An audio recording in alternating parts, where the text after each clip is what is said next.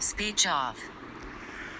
जी हाँ दोस्तों, मैं आपका मेज़बान मित्र प्रसन्न कुमार पिंचा एक बार पुनः इस शो में एक नए विषय पर चर्चा करने के लिए आपके समक्ष हाजिर हूँ।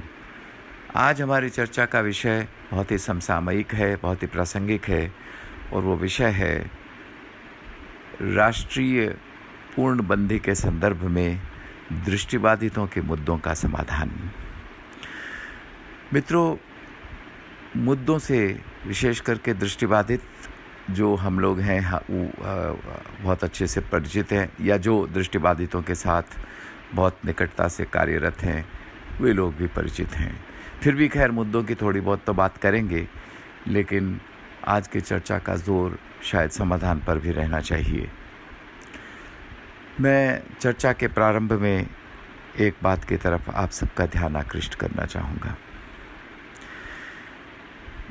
हमारे भारत सरकार के गृह मंत्रालय से जो दिशा निर्देश समय समय पर जारी होते आए हैं, जहाँ तक मेरी जानकारी है, and I stand to be corrected, जहाँ तक मेरी जानकारी है वहाँ विकलांगता का, या जो राष्ट्रीय जो सरकारी भाषा में कहा जाता है दिव्यांगता का, कोई स्पेसिफिक उल्लेख शायद नहीं है। इससे ये पता चलता है, ऐसा नहीं है कि सरकार का कोई इरादा नहीं होगा, लेकिन जब वो एक दिशा निर्देश तैयार करते हैं तो विकलांग जनों की बात अलग से शायद उनके जहन में नहीं रहती होगी। तो जो डिसेबिलिटी को या विकलांगता को मेन स्ट्रीमिंग की बात है, ये उसके थोड़ा सा खिलाफ जाता है। लेकिन हम इस दिशा में जो हमारे दृष्टिबाधितों के और अन्य विकलांग जनों के राष्ट्रीय स्तर के जो संगठन है, उनका दायित्व है कि वो इस विषय को गृह मंत्रालय के साथ और अन्य सभी जो हमारा department of empowerment of persons with disabilities है उनके साथ भी, और यहाँ तक कि प्रधानमंत्री के कार्यालय के साथ भी इस विषय को उठाएं, ताकि जो दृष्टिबाधितों के और विकलांगों के जो चिंताएं हैं उनको मुख्य धारा से जोड़ा जा सके। विषय आज वैसे तो समस्याएं बहुत सारी हैं, सभी समस्याओं की एक कोई एग्जॉस्टिव तालिका या सूची या फहरिस्त तो मैं नहीं देने जा रहा हूं। 2-3 मुद्दों पर थोड़ी सी चर्चा करने के इरादे से इस शो में इस वीडियो को ध्वन्यांकित कर रहा हूं। सबसे पहली जो बात है वो है सोशल डिस्टेंसिंग, अथवा आजकल सोशल डिस्टेंसिंग की जगह कुछ हलकों में फिज़िकल डिस्टेंसिंग एक्सप्रेशन को ज़्यादा महत्व दिया जा रहा है। सामाजिक दूरी, और आजकल सामाजिक दूरी की जगह शारीरिक दूरी कुछ हलकों में इस शब्द का अधिक प्रयोग किया जा रहा है, क्योंकि कहते हैं कि सामाजिक दूरी से कहीं कभी ऐसा संदेश भी जाता है कि जैसे समाज को तोड़ने जैसी बात होती है, तो इसलिए शारीरिक दूरी। अब सोशल डिस्टेंसिंग या फिज़िकल डिस्टेंसिंग की जहाँ तक बात है, वहाँ हमें लगता है कि दृष्टिबाधितों के संदर्भ में विशेष करके ये जो सामाजिक दूरी अथवा शारीरिक दूरी के जो मानक हैं उनमें उचित शिथिलीकरण की आवश्यकता है।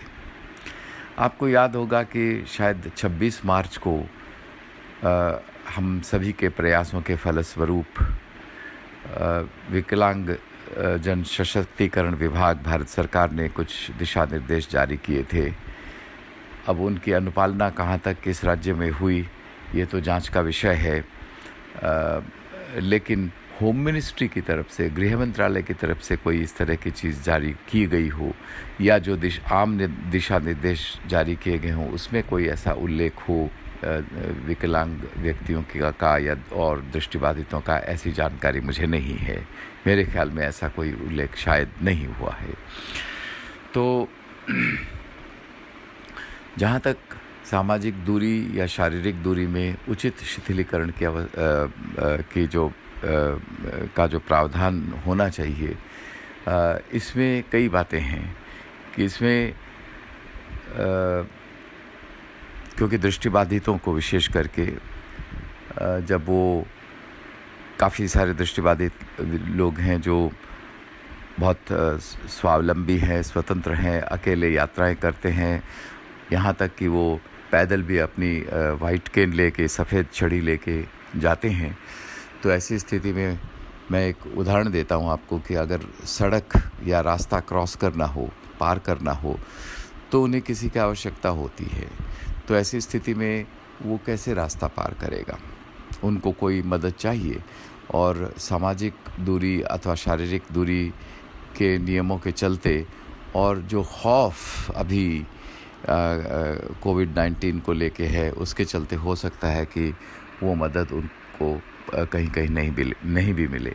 तो इसमें ऐसा होना चाहिए कि जो दृष्टिबाधित व्यक्ति हैं वो स्वयं भी सर्जिकल ग्लव्स पहने, मास्क चेहरे पे लगाए और सैनिटाइज़र अपने हाथ में रखे, और फिर ऐसी स्थिति में जो लोगों को भी उनकी मदद करने की खुली छूट होनी चाहिए।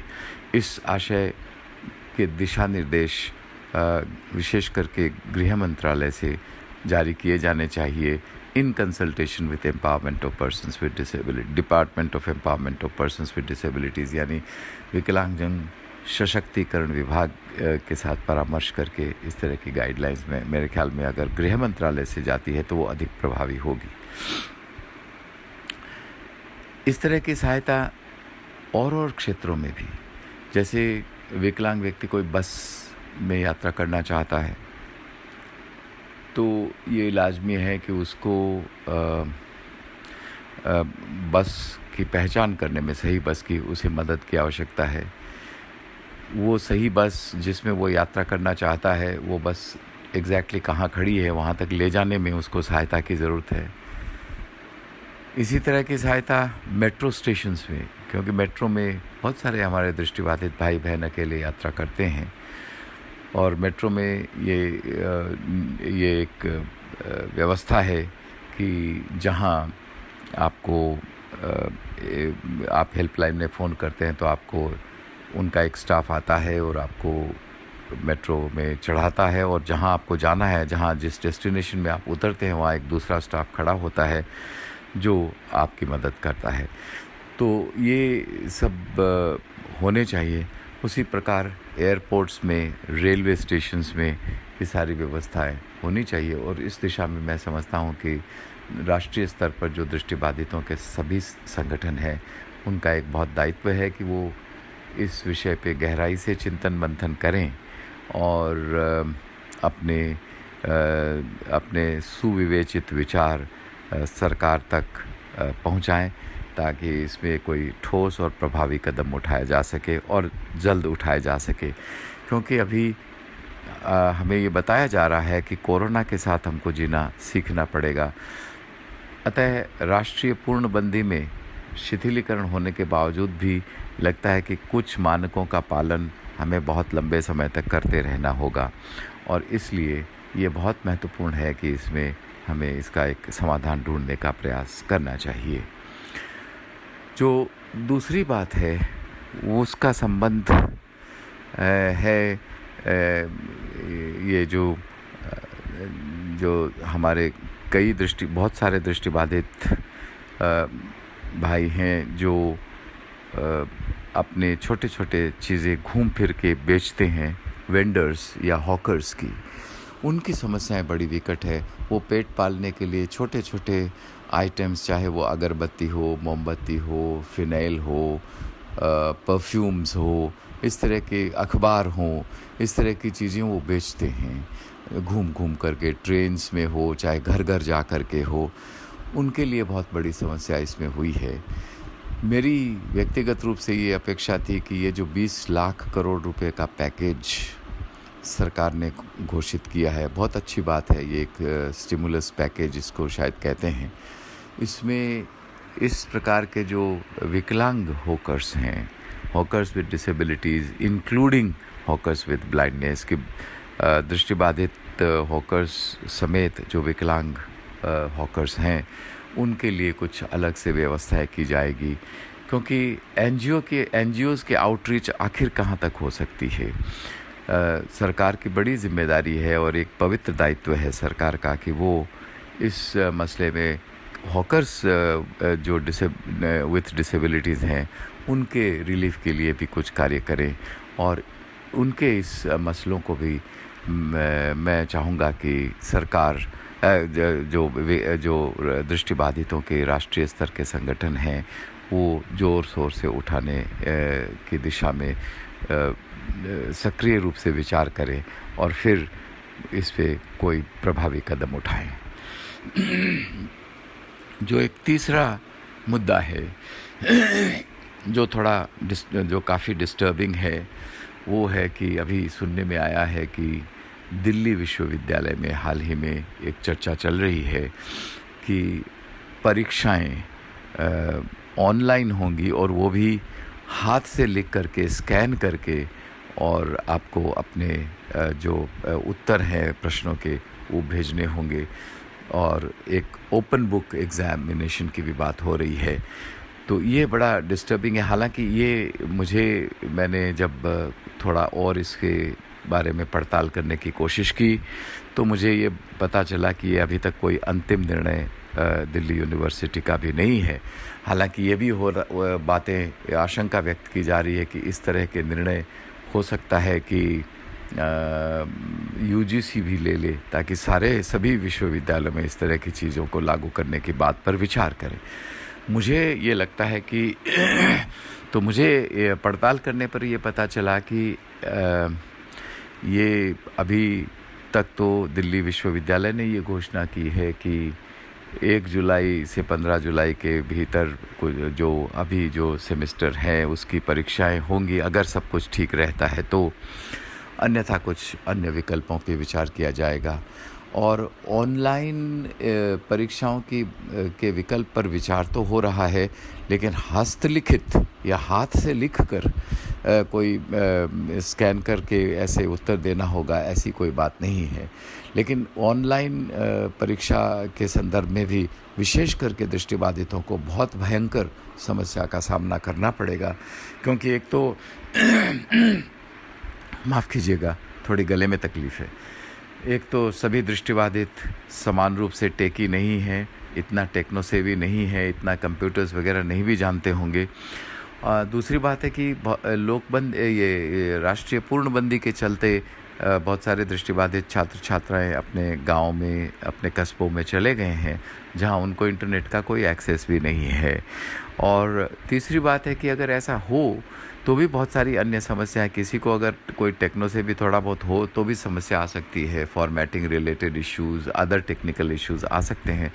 तो ये दृष्टिबाधित छात्र छात्राओं के लिए बहुत सुविधाजनक बात नहीं है।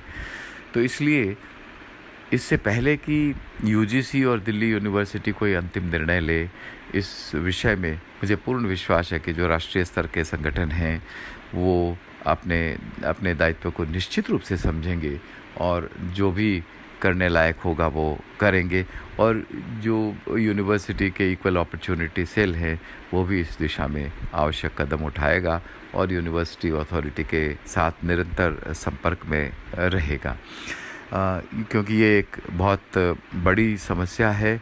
और इससे अगर ये इस तरह से ऐसा कहीं ना हो कि दृष्टिबाधित छात्र छात्राओं का एक वर्ष ही ख़राब हो जाए, मैं उम्मीद करता हूँ कि ऐसा नहीं होने दिया जाएगा हमारे जो राष्ट्रीय संगठन हैं उनके द्वारा और जो इक्वल अपॉर्चुनिटी सेल है उनके द्वारा।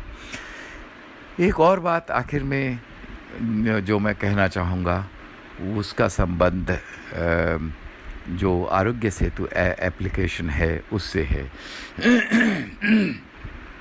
उसमें इतना ज़रूर है कि और मुझे बताया गया है कि कई सारे दृष्टिबाधित व्यक्ति भी इसका इस्तेमाल कर रहे हैं, बावजूद इसके कि ये जो आरोग्य सेतु एप्लीकेशन है ये बहुत एक्सेसिबल नहीं है। और किसी एक संगठन ने, दृष्टिबाधितों के एक राष्ट्रीय स्तर के संगठन ने तो इस विषय को शायद सरकार के साथ उठाया भी है। तो अब एक तरफ जहां सुगम्य भारत अभियान चल रहा है, मुझे लगता है कि इस अभियान को और अधिक संजीदगी से लागू करने की आवश्यकता है, और विशेष करके इसमें जो जो क्योंकि वो पूरी तरह एक्सेसिबल ये नहीं है, तो इसको पूरी तरह सुगम्य बनाने की दिशा में भी सरकार आवश्यक कदम उठाएगी, ऐसा मैं सोचता हूँ। तो मित्रों, ये एक बहुत संक्षिप्त चर्चा रही है और मुझे लगा कि मैं आपसे आपके साथ इस अपने जो विचार और उद्गार है वो साझा करूं। इसी उद्देश्य से मैंने इस छोटे से वीडियो को आप सबके लिए इस शो में ध्वन्यांकित करके अपलोड करने का निर्णय किया है। उम्मीद करता हूं कि आप जहां भी हैं स्वस्थ हैं, सुरक्षित हैं, सकुशल हैं और प्रसन्न हैं। बहुत बहुत धन्यवाद। Speech on. Stop.